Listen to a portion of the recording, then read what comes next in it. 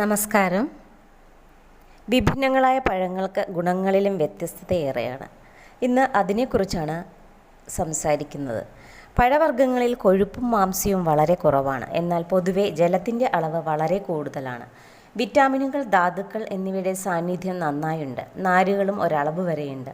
ഏറ്റവും കൂടുതൽ നല്ല കൊഴുപ്പിൻ്റെ അംശങ്ങൾ കൂടുതലുള്ളത് അവക്കാഡോയിലാണ്.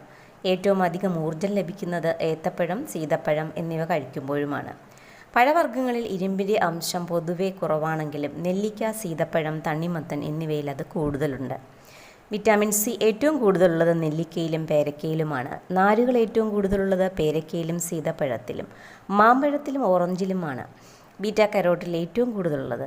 ബി കോംപ്ലക്സ് വിറ്റാമിനുകൾ ഒരളവ് വരെ എല്ലാ പഴവർഗ്ഗങ്ങളിലും കാണപ്പെടുന്നുണ്ടെങ്കിലും പച്ചനിറത്തിലുള്ള മുന്തിരിയിൽ B complex vitamin അടങ്ങിയിട്ടില്ല.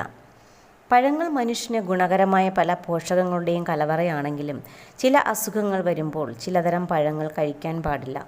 വയറെരിച്ചിൽ, allergy, gas തൊണ്ടവേദന, തുമ്മൽ, ആസ്മ എന്നീ രോഗമുള്ളവർ പുളിയുള്ള പഴങ്ങളായ ഓറഞ്ച്, ചെറുനാരങ്ങ, മുന്തിരി, മാമ്പഴം, പൈനാപ്പിൾ എന്നിവ വർജിക്കുന്നതാണ് നല്ലത്. എന്നാൽ ഈ രോഗികൾക്ക് നല്ല പഴുത്ത ഏത്തപ്പഴം പുഴുങ്ങിയത്, ഈന്തപ്പഴം, ആപ്പിൾ എന്നിവ കഴിക്കാം. പഴച്ചാറിന് പഴത്തിനോളം ഗുണമില്ല.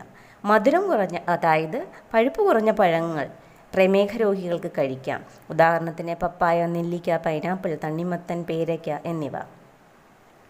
മറ്റുള്ള എല്ലാ ജീവിതശൈലീ രോഗങ്ങൾക്കും പഴങ്ങൾ ഏറെ അനുയോജ്യമാണ്. അവ തൊലിയോടെ കഴിക്കാവുന്നതുമാണ്. വിഭിന്നങ്ങളായ പഴങ്ങൾക്ക് ഗുണങ്ങളിലും വ്യത്യസ്തത ഏറെയാണ്. ശ്രദ്ധയോടെ കഴിച്ചാൽ ഏറ്റവും ഉത്തമം.